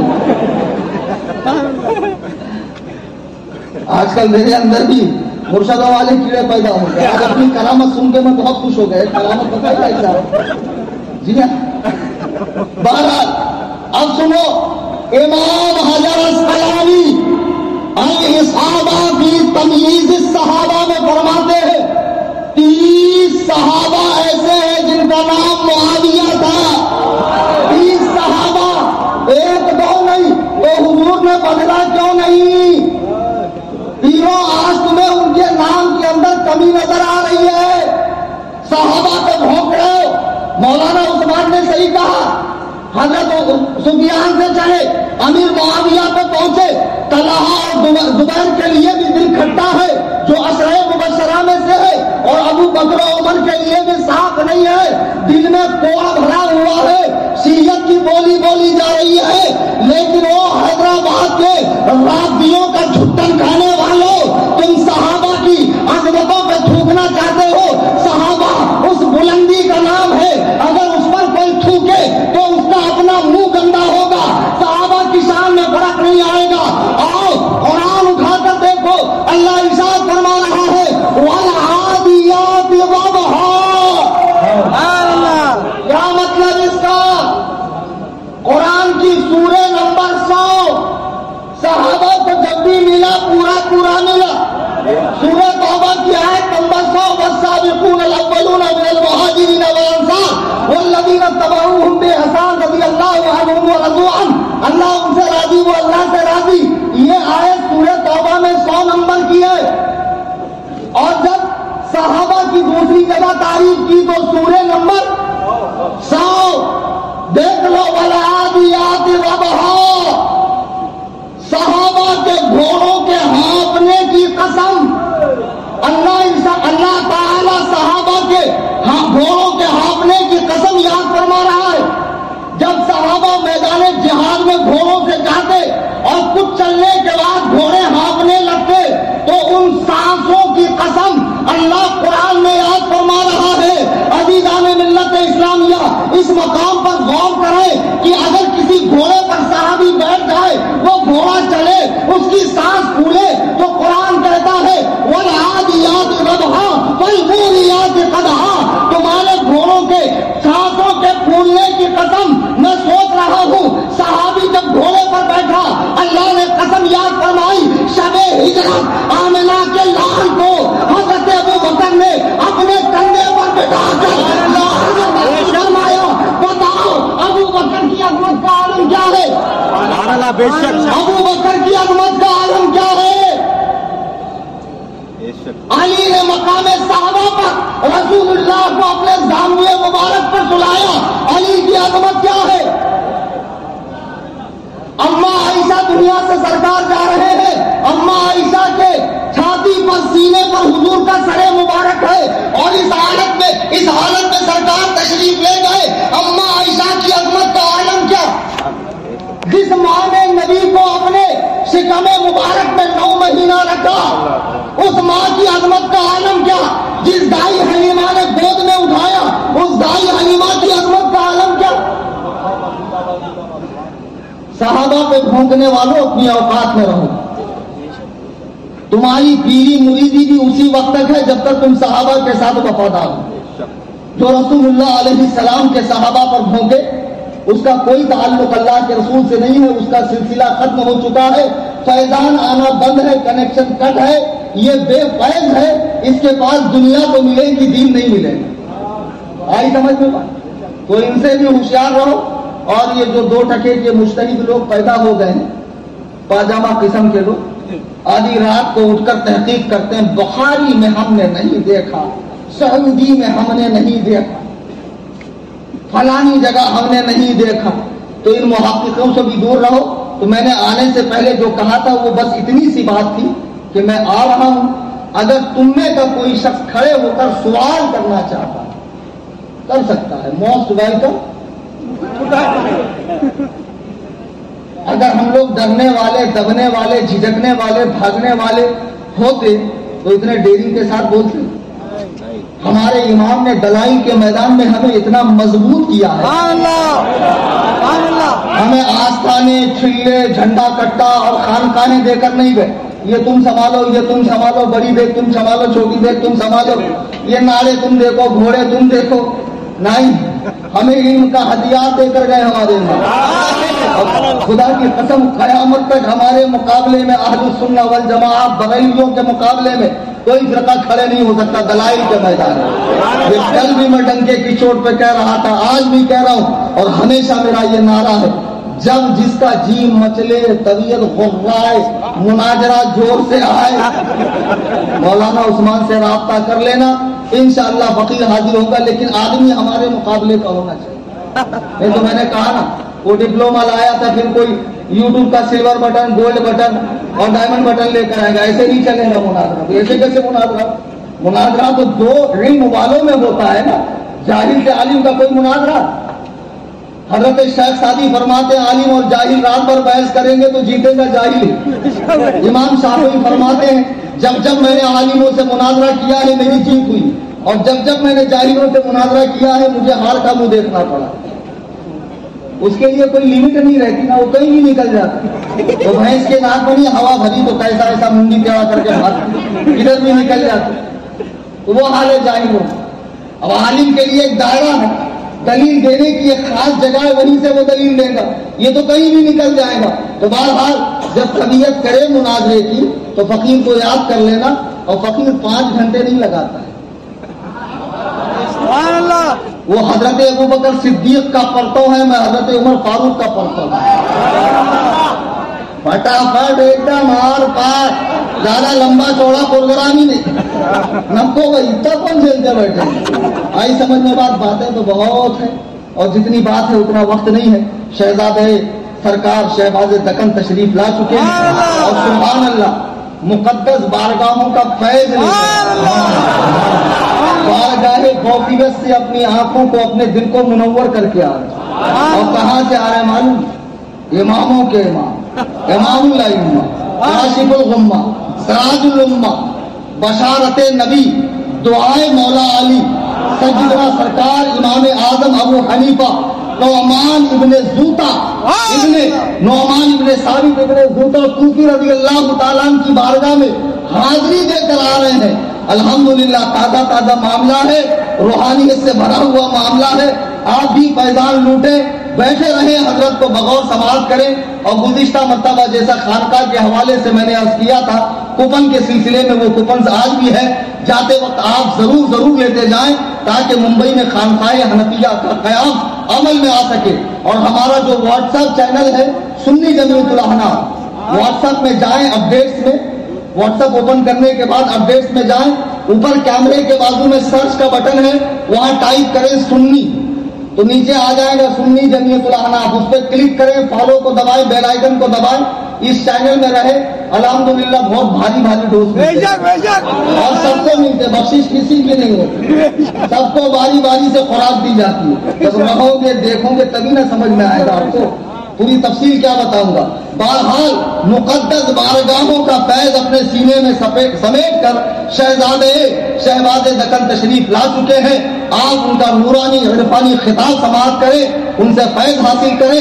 دوران تقریر قرآن کریم پڑھنے میں حدیث پاک کے الفاظ بولنے میں، کسی بزرگ کا واقعہ نقل کرنے میں مجھ سے کوئی غلطی ہوئی ہو، میں اللہ کے حضور سچے دل سے توبہ کرتا ہوں۔ استغفر اللہ ربی من کل ذنب واتوب الیہ، لا الہ الا اللہ محمد رسول اللہ صلی اللہ علیہ وسلم۔ شاید کہ اتر جائے تیرے دل میں میری بات، انداز بیاں گرچہ بہت شوق نہیں، وما علینا الا البلاغ۔